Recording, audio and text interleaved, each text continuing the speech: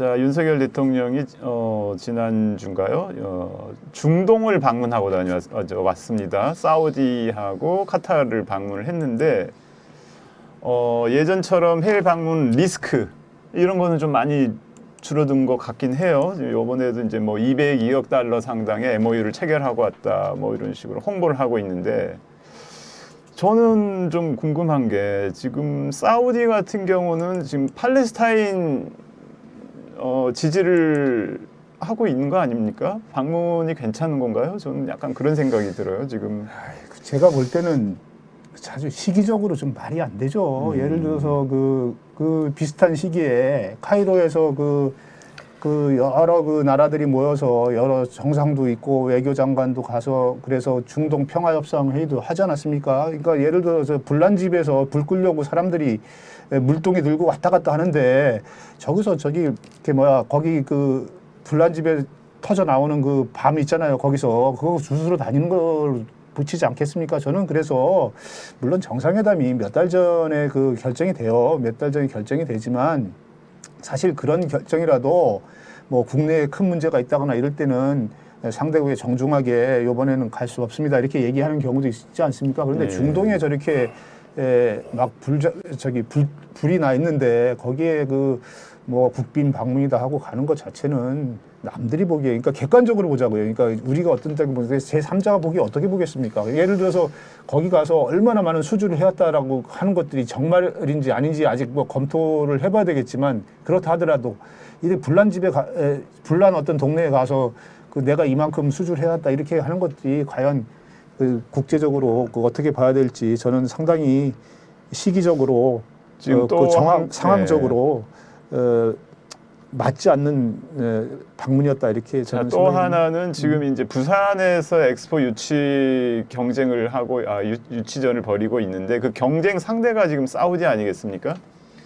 자, 엑스포 유치에 걸림돌이 되는 거 아니냐, 지금 사우디 방문이 이제 이런 시각이 있는데.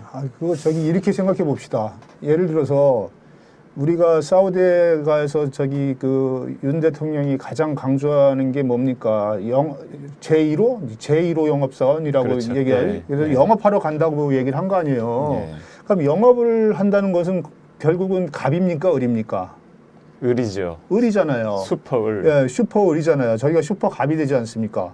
그러면 나한테 뭐 이거 사업 좀 줘라 하면서 가장 서로 경쟁국이 사우디하고 벌이고 있는데 그 문제에 대해서 우리가 당당하게 그럼 우리랑 겨루자 이렇게 얘기가 될까요? 저는 이미 사우디에 간다는 결정을 하는 순간 이거 상당히 부산 엑스포는 힘들어지겠구나 이런 생각이 그냥 직관적으로 들더라고요. 끝난 것 같은데. 그러니까 저 이제 기자로서 우리 기자로 살았으니까 이제 우리 이제 기자들의 직업병 있잖아요. 직업병 의심. 의심이 되지 않습니까? 의심이죠. 대통령이 사우디 순방 간다고 할 때 어떤 첫 번째로 든 그 의심이 뭐냐면 사우디 네옴시티라는데 사우디하고 우리는 엑스포 놓고 경쟁하고 있지 않습니까? 네. 지난번에 대통령이 뉴욕 갔을 때 거의 분 단위로 그래서 그 기네스북에 오를 정도로 많이 만났다 그랬지 않습니까? 많이 왜 만났죠? 엑스포 유치하는데 좀 도와달라고 많이 만난 거잖아요. 근데 지금 가서 사우디 네옴시티를 갔는데 경제 협력이라는 게 네옴시티 잘 들어가는 건데 형용 보수이라고 하나요? 맞죠. 이게 막 헷갈려요. 뭐가 안 맞아 앞뒤가. 그러니까 아니 이게 이래도 되나? 그러면 그 의심을 해소해 주는 게 또 우리 기자 언론의 일이거든요. 네, 맞아요. 그걸 취재해서 보도를 해줘야지. 그러니까, 가도 되냐고. 그러니까 요번에 영업 사원이 가서 저쪽 영업을 도와주러 가는 건데. 요번에 이거 관련 보도 쪽을 보면은 거의 대통령실에서 발표하는 거를 뭐 몇 조 27조를 수주했네, 얼마를 수주했네, 202억 달러 수주. 무하마드 빈 살만이 직접 와서 뭐 자동차를 태워줬네 이런 거 중심으로 보도가 됐잖아요. 근데 제가 볼 때는 아까 우리 이창호 사회자께서 말씀하신 이 시점에 중동 사태가 이렇게 되는 상황에 거기 가는 게 맞느냐, 거기에 우리가 어떤 입장을 취하고 있고 어떻게 영향을 미칠 것이냐라는 그 부분에 대한 보도, 이게 가장 중심이 돼야 됐다고 생각하고요. 두 번째는 똑같은 거예요. 우리 가장 지금 국책사업처럼 그 엑스포 유치하려고 지금 뛰어다니잖아요. 그거에 대해서 과연 어떤 영향을 미칠까에 대한 보도를 해야 되는데 그 부분 하나도 없어요. 제가 찾아봤거든요. 이달 말에 이제 28일 날 네. 파리에서 하는데 또 이게 있죠. 그게 뭐냐면은 그 우리가 또 어떤 적이라냐면 저렇게 해서 장면이 안 맞는 게 뭐냐면은 그 전에 바로 전에 박진 외교부 장관이 아프리카 중동 저기 그 공관장들 72개 공관장들을 인터넷 그 외부로 불러와서 총력전을 하라고 또 지시를 해요. 아, 그래요? 그다음에 또 대통령 갔다 와서 한덕수 국무총리가 최근에 또 아프리카에 또 뭐 그 엑스포 아니 한동훈 법무장관도 갔다 왔잖아요. 아니, 엑스포 근데- 유치한다고 어디 뭐 어디 아 근데 진짜 웃음밖에 안 나와요. 왜냐면은 이거 국민들 놀리는 거 아니에요? 28일 실험하는 거 아니에요, 이거? 28일 날 결과를 보고 좀 그 설명을 아니 이게 해야 되겠어요. 지금은 스마트 시대잖아요. 자판 몇 번 두들기면 기사 쫙 나옵니다. 5년 전에 10년 전에 지난 여름에 네가 뭔 짓 했는지 다 나오거든요. 자 이명박 정부 시절에 자원 외교라고 있었습니다.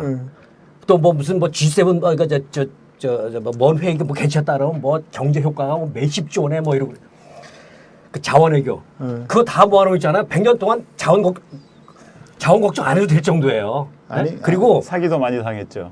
네. 그러니까 포장을 그렇게 해줬다니까 언론이. 네. 자원을 뭐 몇 년치를 뭐 확보했다는 둥 매일 이랬어요. 다 사기 당했죠.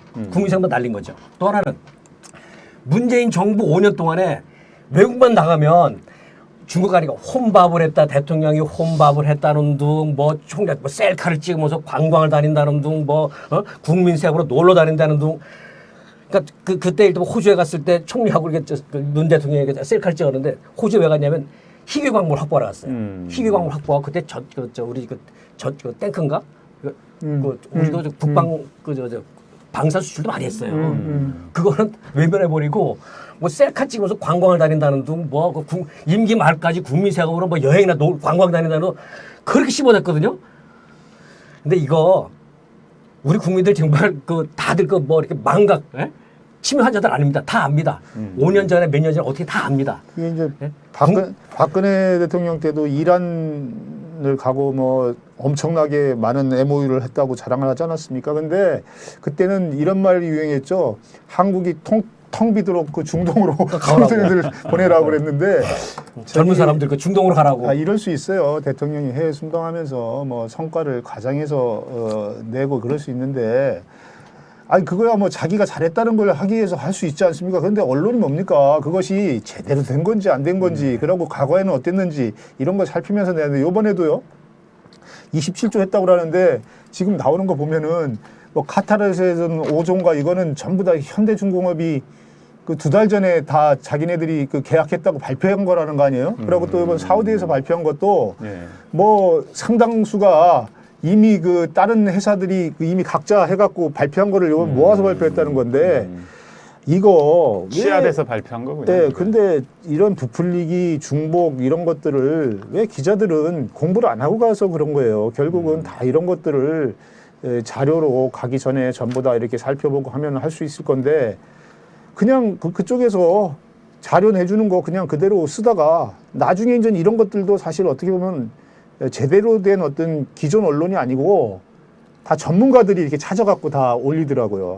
그런 거 참 창피하죠. 자, 너무 정부 자료에 의존해서 기사를 쓰는 경향이 네, 있습니다. 너무 정부 아까도 저기 얘기했지만 청와대에 나오는 것들이 너무 청와대 자료 위주.